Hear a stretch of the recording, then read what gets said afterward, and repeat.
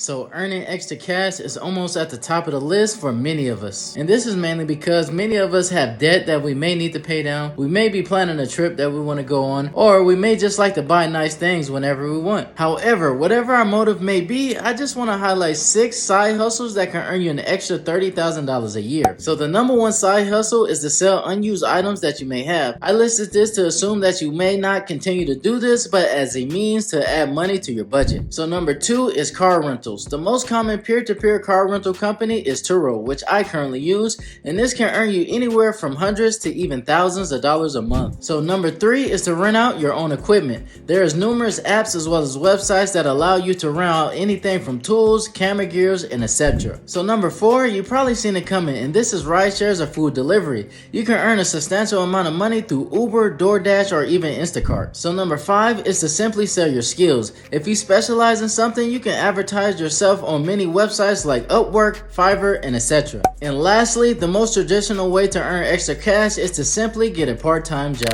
What's up, thinkers? Chris Robinson here, reminding you guys to like the video, subscribe to our YouTube channel, follow us on IG as well as TikTok.